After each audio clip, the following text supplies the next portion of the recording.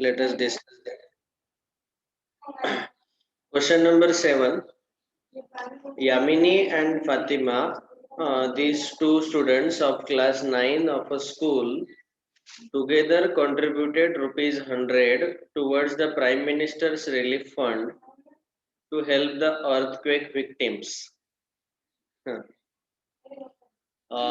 We have to write a linear equation which satisfies this data. You may take their contribution as rupees X and rupees Y and draw the graph of the same. तो सबसे पहले आप देखेंगे यहाँ पे कि these are the two students and together they contributed rupees 100. तो बिल्कुल सिंपल है, स्ट्रेट फॉरवर्ड क्वेश्चन है. आपको क्या करना है, इसका इक्वेशन बनाना है, linear equation in two variables, और उसका ग्राफ भी ड्रॉ करना है. सो क्वेश्चन नंबर 7, इसका आंसर लिखते वक्त देखो हम ऐसा लेंगे, let the contribution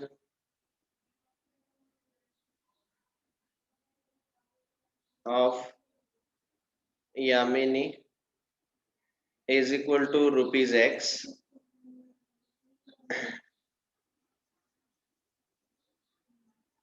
and that of Fatima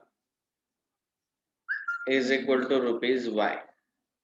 Together they contributed rupees 100. दोनों मिला के दोनों ने कितना कंट्रीब्यूट किया, rupees 100. So we will get here from given condition, जो कंडीशन दिया है उसमें क्या बोला कि टुगेदर मतलब दोनों मिला के x plus Y is equal to 100. ठीक है, तो ये हो गया इक्वेशन, ये आधा पार्ट हो गया. क्या बोला था, write a linear equation which satisfies this data. Now you may take their contribution as rupees X and Y. हमने वो लिया रुपीज एक्स यामिनी के लिए और फातिमा के रुपीज वाई, दोनों का एडिशन आएगा rupees 100. Okay, now draw the graph of the same. अभी इसका ग्राफ ड्रॉ करते वक्त आपको एक मुश्किल हो सकता है, जो कि यहाँ पे जब हम अभी ग्राफ ड्रॉ करेंगे इस इक्वेशन का, तो आपको हम पहले टेबल बनाते हैं. टेबल में क्या लिखते हैं, 4 कोऑर्डिनेट्स हमें लाने हैं, एक x का वैल्यू, एक y का वैल्यू और फिर x, y. सो x, y, x, y 1 2 3 4 ऐसे 4 पॉइंट्स हमें फाइंड आउट करने.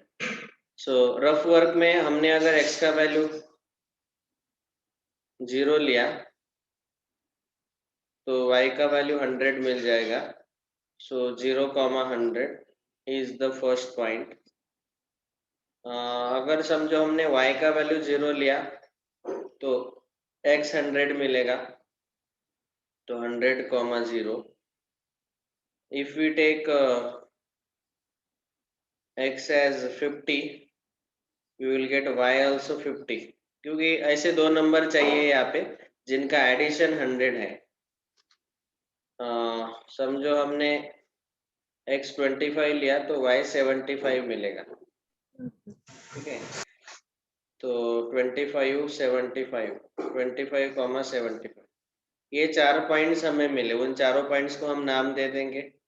First point A, second point B 100, 0, तीसरा पॉइंट सी 50, 50 और चौथा पॉइंट डी 25, 75. ये हो गया. अभी इन चारों पॉइंट्स को हमें ग्राफ में प्लॉट करके एक स्ट्रेट लाइन ड्रॉ करना है. अभी अगर हम इसका ग्राफ ड्रॉ करना चाहते हैं तो आप देखेंगे कि ग्राफ पे थोड़ा सा दिक्कत ऐसा है कि 100 तक नंबर चाहिए. तो 100 तक नंबर हम कैसे लिखें, it is not possible to write on the graph. तो उसके लिए हमें क्या करना पड़ेगा, स्केल को रिड्यूस करना पड़ेगा. ओके, स्केल को हमें ऐसा लेना पड़ेगा कि 1 सेंटीमीटर इज इक्वल टू थोड़ा ज्यादा यूनिट्स लेने पड़ेंगे. 1 सेंटीमीटर में ही ज्यादा यूनिट्स लेने. ओके, तो इसका ग्राफ देखो, अभी मैं ड्रॉ करके बताता हूँ यहाँ पे. So when we are drawing the graph of this,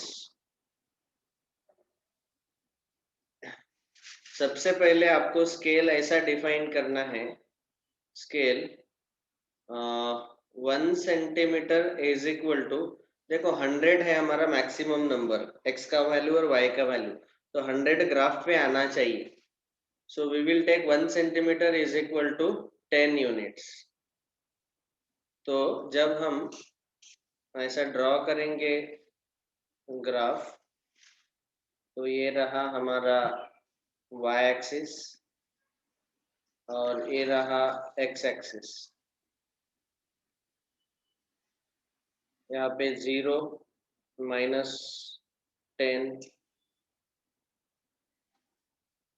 10, 20, 30, 40, 50, 60, 70, 80, 90 and 100.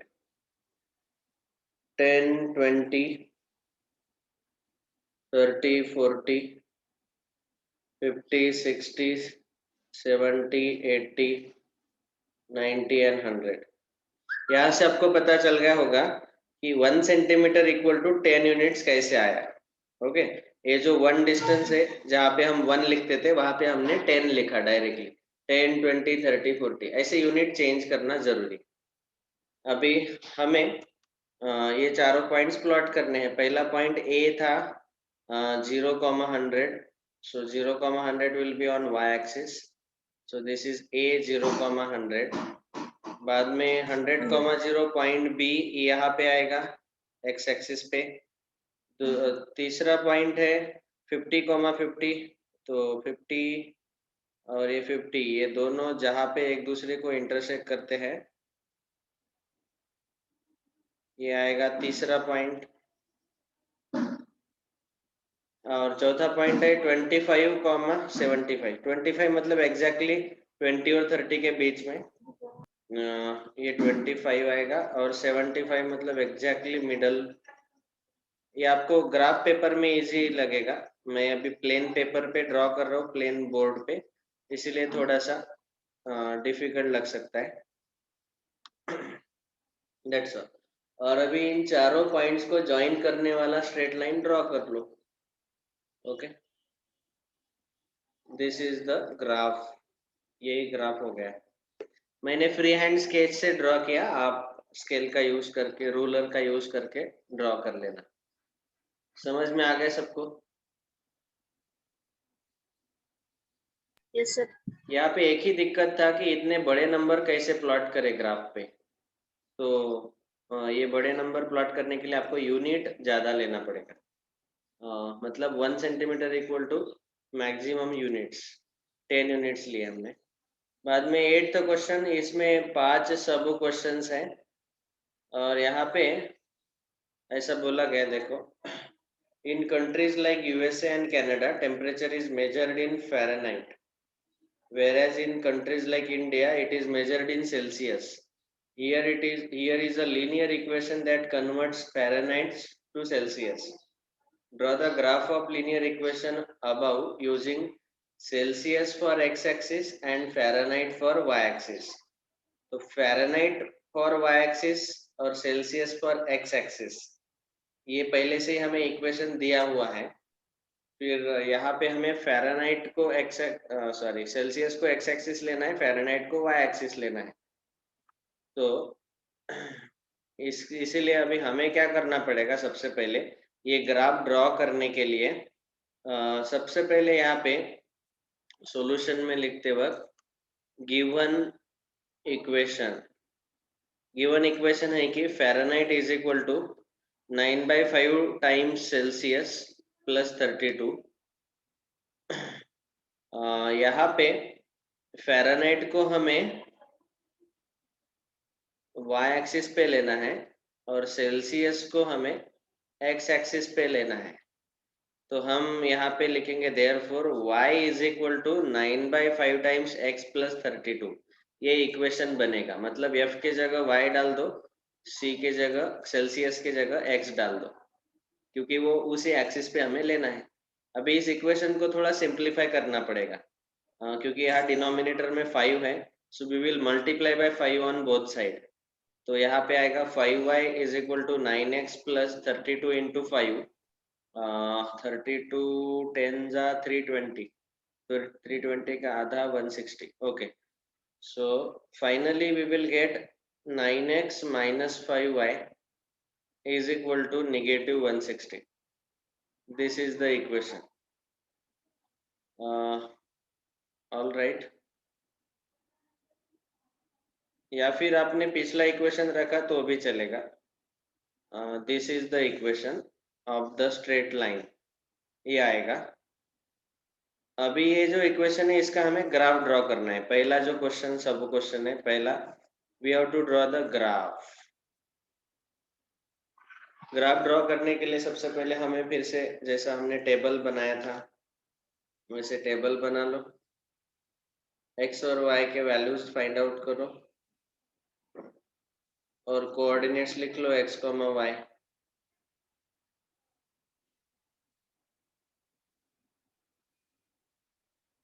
अभी यहाँ पे कोऑर्डिनेट्स थोड़ा सा इक्वेशन डिफिकल्ट है। कोऑर्डिनेट्स फाइंड करते वक्त इंटीजर वैल्यूज ही आने चाहिए। फर्स्ट स्मॉल ए, एक्स का वैल्यू अगर मैंने 0 लिया तो y का वैल्यू -160 अपॉन -5, x का वैल्यू अगर हमने 0 डाला, इस इक्वेशन में डालो 0, तो आपको मिलेगा -5y equal to -160, minus minus cancel, y is equal to 160 upon 5। Directly orally solve करो, 5 3 जा 15 एंड 5 2 जा 10, 32। So 0,32 is the first coordinate. एक पॉइंट मिला हमें। दूसरा y को अगर मैंने 0 डाला तो 160 upon 9, 160 is not divisible by 9, है क्या? 9 से डिविजिबल नहीं है, तो इसीलिए वो इंटीजर वैल्यू नहीं आएगा।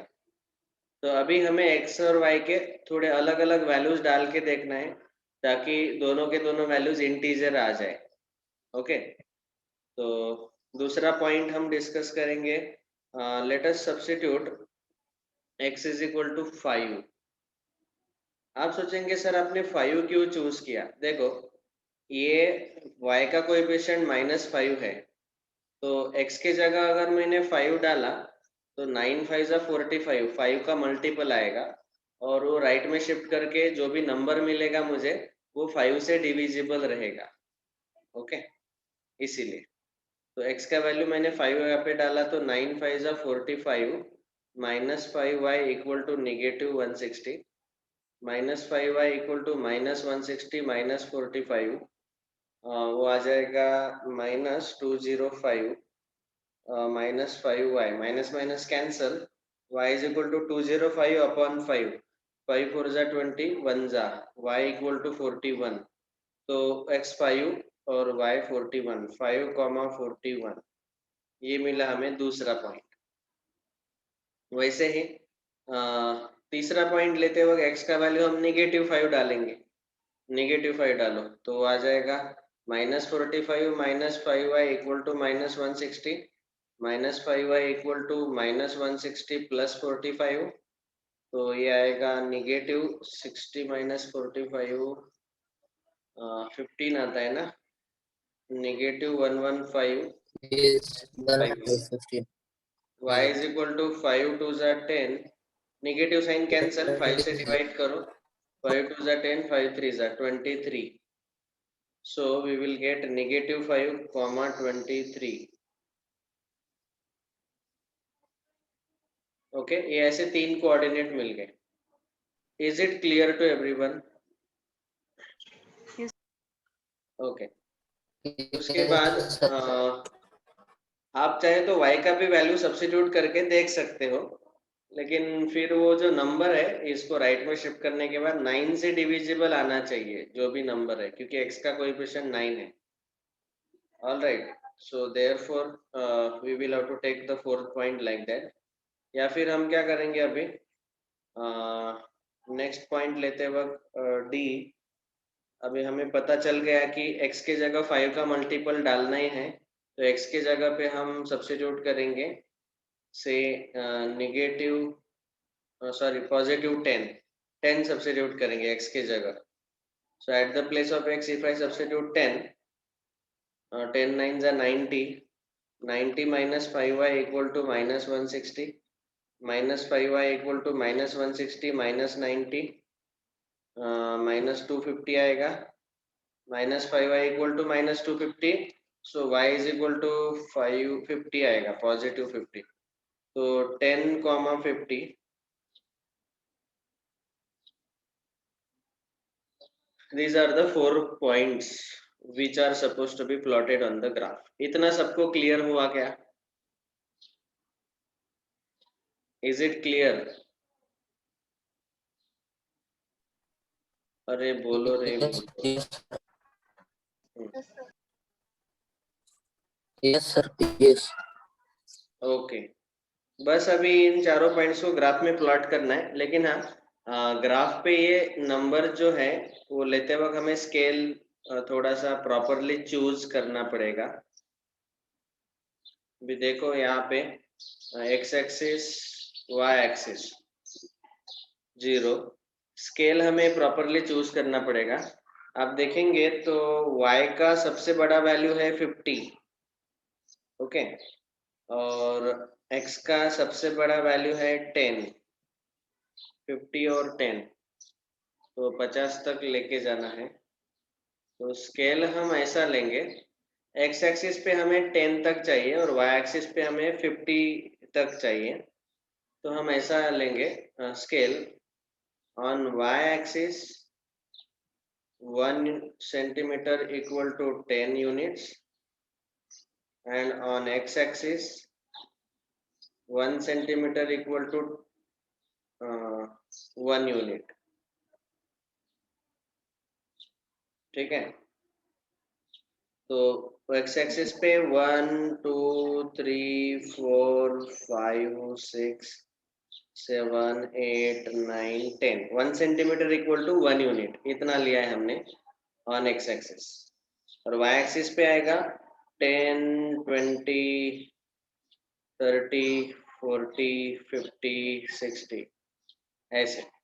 नीचे भी आएगा -10 -20 -30, और यहाँ पे आएगा -1 -2.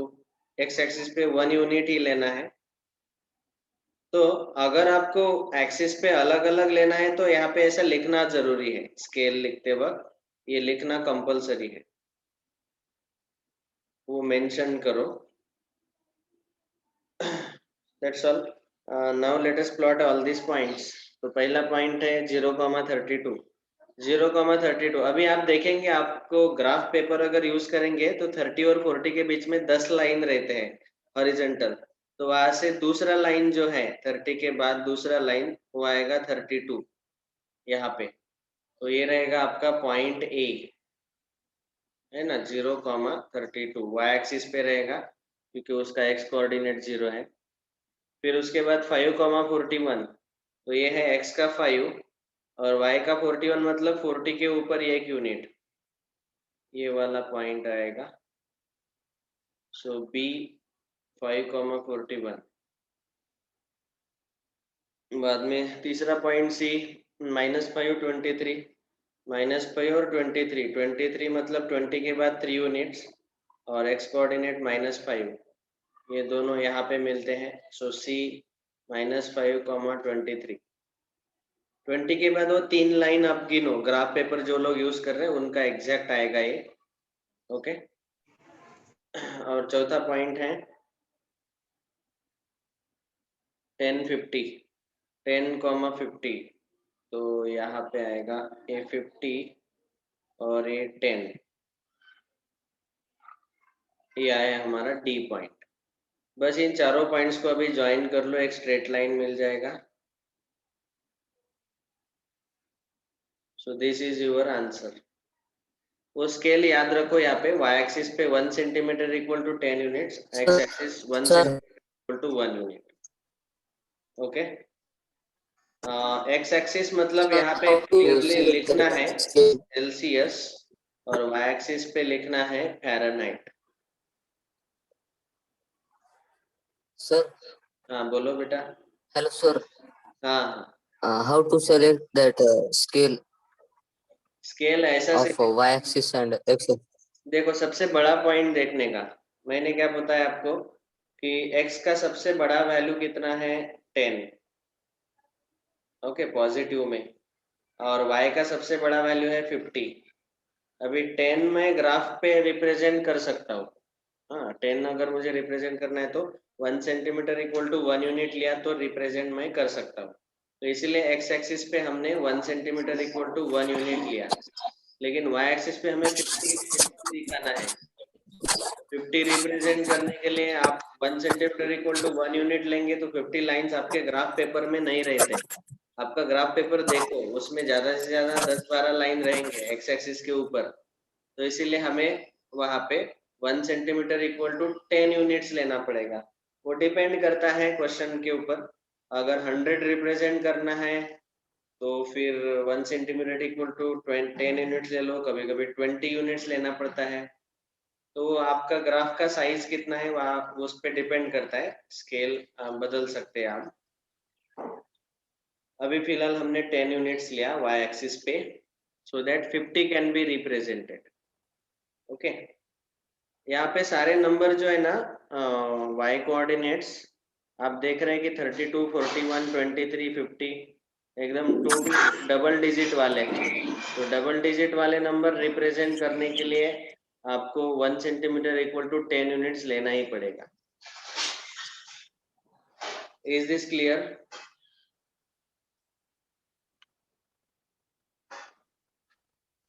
ये था पहला क्वेश्चन। Yes sir. अभी Yes. ये जो क्वेश्चन है ये बिल्कुल स्ट्रेट फॉरवर्ड है, आप उनको सॉल्व कर सकते हैं सीधा। बस ये ग्राफ वाला थोड़ा डिफिकल्ट था। If the temperature is 30 degree Celsius, what is the temperature in Fahrenheit? तो यहाँ पे सी सेल्सियस की जगह 30 डालो और फ़ारेनहाइट निकाल लो। आप खुद सॉल्व कर लेना। 95 फ़ारेनहाइट तो सेल्सियस में, तो फ़ारेनहाइट की जगह 95 डालो, वहां से सी निकालो। टेम्परेचर 0 है तो फ़ारेनहाइट में, सेल्सियस में 0 डालो, तो फ़ारेनहाइट में कितना आएगा वो चेक करो। is there a temperature which is numerically the same in both Fahrenheit and Celsius? If yes, find it. हाँ, ऐसा कोई टेम्परेचर है क्या जो फ़ारेनहाइट में भी और सेल्सियस में भी न्यूमेरिकली सेम आता है? If yes find it. Numerically same मतलब क्या? ये चौथा वाला क्वेश्चन मैं सॉल्व करके बता देता हूँ। ये दूसरा तीसरा, सॉरी पांचवा क्वेश्चन हम सॉल्व करेंगे। ये दूसरा तीसरा चौथा आप सॉल्व कर लेना, बिल्कुल आसान है वो। आप डाल के देखो, यहाँ सी के जगह 30, यहाँ एफ के जगह 95 डालो, सी निकालो। सी के जगह 0 डाल के एफ 32 आएगा। That's all. अभी हमें पूछा गया कि is there a temperature which is numerically the same in both Fahrenheit and Celsius? If yes find it.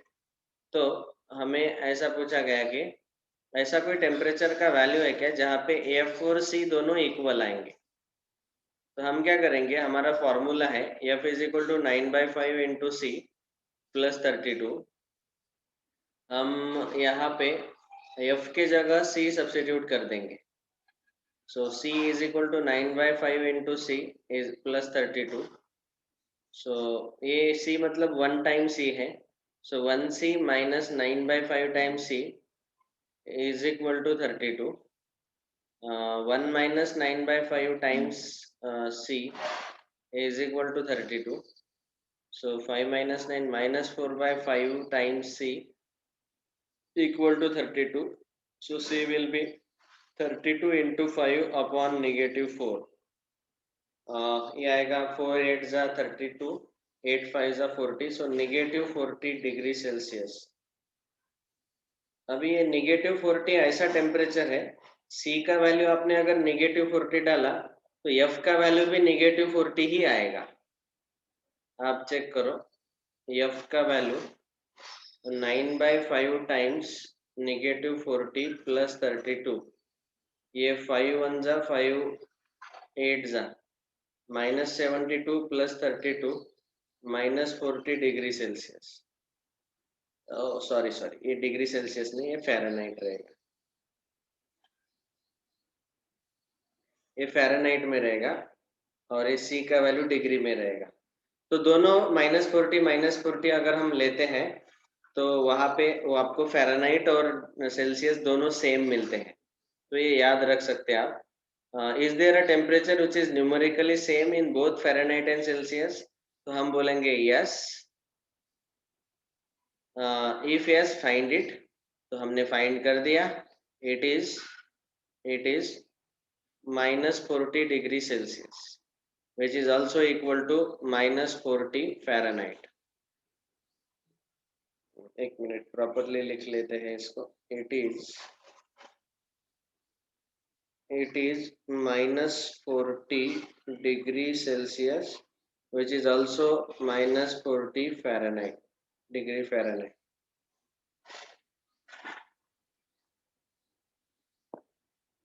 So this is the way we can solve the last question. ये समझ में आया सबको? बस हमने क्या किया, हमें चाहिए था F और C इक्वल। तो क्या किया मैंने, इक्वेशन में F के जगह C डाल दिया, दैट्स ऑल। फिर सॉल्व किया, वहां से C का जो वैल्यू आया वो F में या इस इक्वेशन में फिर से डाला तो F का भी वैल्यू उतना ही आएगा फॉर श्योर। तो -40 ये दोनों वैल्यूज जो है वो इक्वल है, डिग्री में भी और फ़ारेनहाइट में। सर हाँ बोलो। सर वो वो पेज में करना है। हाँ I will say my doubt. Quick. वो 1C और बाद में फिर एक बार C लिया, वो क्यों लिया सर? 9/5 C को मैंने लेफ्ट में शिफ्ट किया तो वो -9/5 C होगा ना। और इन दोनों टर्म में C है तो C कॉमन निकाला, वेरिएबल है वो C। तो 1 - 9/5 इंटू C, ये कॉमन निकाला C, तो ब्रैकेट में बचेगा 1 - 9/5 और इसको सॉल्व किया। समझ में आया क्या? Yes sir. Okay, 1 into C 9/5 into C common निकाला। ठीक है, तो इस तरीके से आपको ये दोनों टेम्परेचर सेम मिलते हैं। ओके, और किसी को कोई डाउट? ये तो हो गया 4.3। 4.4 बिल्कुल सिंपल था ये, इसमें 2 ही क्वेश्चन थे। सर तो सिंपल था। बहुत ही सिंपल है ये, मतलब ओरली भी बता सकते हैं। y = 3, इसको 1 वेरिएबल में लिखा तो ये y = 3 आएगा, और 2 वेरिएबल में लिखा तो 0x + y = 3। x का कोएफिशिएंट आपको 0 लेना पड़ेगा क्योंकि वो इक्वेशन खाली एक ही वेरिएबल में है, तो x का कोएफिशिएंट आपको 0 लेना है। इस पर्टिकुलर केस में x = -9/2 आता है, तो 1 वेरिएबल में इक्वेशन आएगा x = -9/2 और 2 वेरिएबल में आएगा x + 0 y = -9/2। स्ट्रेट फॉरवर्ड है। Okay, so yesterday we have discussed ये लास्ट के ये जो 4 पॉइंट है आपको याद आ रहा होगा। स्पेशली हमने क्या देखा है कि x = 0 is the equation of y axis and y = 0 is the equation of x axis, और x = constant, a मतलब यहाँ पे constant है। तो ये जो x = constant ये इक्वेशन है, it is of the line parallel to y axis, और जो line parallel to x axis horizontal line है उसका इक्वेशन आता है y = constant। ये कल हमने देखा है, ठीक है। और एक पॉइंट ये point number 7, this I want to explain now, क्योंकि इस पॉइंट के ऊपर हमें एमटीजी में क्वेश्चंस पूछे गए हैं। ये एक नोट करके हम लिख लेंगे। Number 1, equation of the type y = mx represents a line passing through origin. देखो, ओरिजिन के कोऑर्डिनेट्स रहते हैं 0, 0, तो लाइन का इक्वेशन में हमने x 0 रखा तो y भी 0 आना चाहिए। ऐसा लाइन का इक्वेशन है ये y = mx। यहाँ पे m is a constant number, m के जगह आप कुछ भी रियल नंबर ले सकते हो, any real number you can take. y का वैल्यू अगर मैंने 0 डाला तो x का वैल्यू भी 0 लेना पड़ेगा, ओके क्योंकि m तो नॉन जीरो, हाँ ये m का वैल्यू 0 ले सकते हैं, इट कैन बी 0 ऑल्सो, लेकिन हाँ y का वैल्यू 0 लिया तो x का वैल्यू 0 आना ही चाहिए। मतलब हम ऐसा बोलेंगे कि ओरिजिन के coordinate 0,0 satisfy the equation y equal to mx। इसीलिए यहाँ पे बोला गया कि y equal to mx represents a line passing through origin. तो अगर ग्राफ में हमने कोई भी एक इन जनरल लाइन लिया, ये लाइन L1 लेते हैं जो कि 0,0 से पास हो रहा है, तो उस लाइन का इक्वेशन हमेशा आपको इस फॉर्मेट में मिलेगा y इक्वल टू mx। यहाँ पे m के जगह कोई भी रियल नंबर आएगा, m belongs to capital R means m will be any real number, ये याद रखना है। Equation of line passing through origin y equal to mx। Sir, what is GM?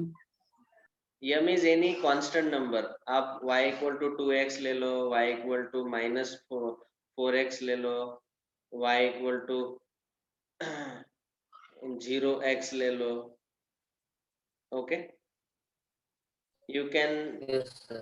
take value of m positive, negative, 0, any real number, ठीक है, m is any real number। तो यहाँ पे आपको ये याद रखना है पॉइंट जो बताया, y equal to mx represents a line passing through origin, origin मतलब 0,0।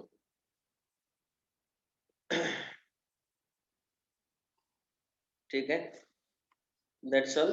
ये एक एक्स्ट्रा पॉइंट बच गया था। Now all of you can solve today MTC questions level 1 level 2 linear equations in 2 variable chapter 4। ठीक है,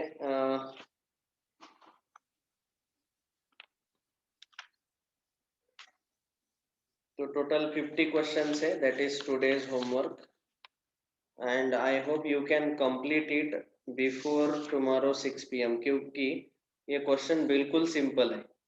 जहां जहां पे जरूरत है वहां पे स्टेप्स लिखो, जहां पे जरूरत नहीं है वहां पे आपने डायरेक्टली सॉल्व किया तो भी चलेगा, मतलब ओरली सॉल्व किया तो भी चलेगा, लेकिन नोटबुक में लिखो answers, you have to write down in the notebook, okay. So level 1 level 2 50 questions is today's homework, और बाकी के सारे क्वेश्चन जो है MTC के match the following assertion, reason, comprehension, subjective, integer, numerical, olympiad, वो रहेगा डे आफ्टर टुमारो का होमवर्क। मतलब कल तक पहले 50 क्वेश्चन कंप्लीट करो लेवल 1 लेवल 2, और फिर परसों बाकी के सारे क्वेश्चन। तो कुछ भी डाउट है तो कल हम डिस्कस करेंगे पहले लेवल 1 लेवल 2 के doubts, and day after tomorrow we will discuss the doubts of remaining questions, बाकी के जो भी क्वेश्चंस है। तू मैसेज नहीं पढ़ता क्या रे ग्रुप पे वैभव? मुझे नहीं पता संडे को कौन सा चैप्टर है, तो आप ग्रुप पे जाओ मैसेज पढ़ो। I don't want to tell that. बताया ग्रुप पे, फिर भी पूछ रहे हैं। Hello sir. हाँ बोलो। सर, हाँ बोलो। MTG की वर्कशीट नोटबुक में सॉल्व करनी है, फिर नोटबुक में ही सॉल्व करना है क्वेश्चंस, नोटबुक में ही सॉल्व करो, और जितना शॉर्ट सर में आंसर लिख सके उतना शॉर्ट में लिखो, ठीक है, लेकिन स्टेप्स लिखना जरूरी है, खाली सर मत लिखो, नहीं तो कुछ स्टूडेंट लिखते हैं पहले का B दूसरे का C, ये तो मैं भी लिख सकता हूँ, छोटा बच्चा भी लिख सकता है, ऐसे नहीं सॉल्व करने का, ओके। जो क्वेश्चन ओरली सॉल्व होते हैं उनका ठीक है, उनका आप डायरेक्ट ऐसा लिखो option B which is xy equal to 0, ये करेक्ट है, लेकिन जहाँ पे स्टेप्स जरूरी है वहां पे सॉल्यूशन लिखो पूरा स्टेप बाय स्टेप, ओके। समझ में आया क्या सबको? Yes sir. ओके वैभव सर ग्राफ निकालना है तो कहाँ ग्राफ पेपर में निकालना है। Yes use the graph papers only. नहीं जब आप ऑब्जेक्टिव क्वेश्चन सॉल्व कर रहे हैं तो ग्राफ पेपर यूज मत करो। Directly you can draw the graphs in rough, एकदम प्लेन पेपर पे ड्रॉ कर लो और वहां से ऑप्शन चूज करो ABCD। सब्जेक्टिव क्वेश्चन के लिए लेकिन हाँ ग्राफ पेपर यूज करना कंपलसरी है, तो सब्जेक्टिव के लिए ग्राफ पेपर यूज करो। आज कौन कौन आया है? 14 पीपल। आर्यन दुधाटे, कौशिक, नियति, प्रथमेश, राजदीप, रुद्राक्ष, समर्थ, समीक्षा, शुभम भवर नया स्टूडेंट है। शुभम आपका स्कूल कौन सा है बेटा? स्कूल का नाम? Sir Gandhi Vidyalaya. Okay welcome to made IIT foundation, आपका स्वागत है। बाद में सिद्धांत, स्नेहा, वैभव भोजे। वैभव तीसरा और चौथा चैप्टर है टेस्ट को ग्रुप पे मैसेज नहीं देखा क्या? कोऑर्डिनेट ज्योमेट्री और ये चौथा chapter linear equation in two variable, आने वाले संडे को मैथ्स के ये 2 चैप्टर रहेंगे टेस्ट में। वेदांत भालेराव तेरा क्या प्रॉब्लम है रे यार, तू टाइम पे क्यों नहीं आता क्लास को? हाँ गांव में है। सर टाइम पे ही था ना, मैं ज्वाइन हो रहा था पर आप ज्वाइन ही नहीं कर रहे थे। ज्वाइन किया ना, आपको 3-4 डिवाइस से आ रहा था एंट्री आपका। वेदांत भालेराव नहीं सर, मैं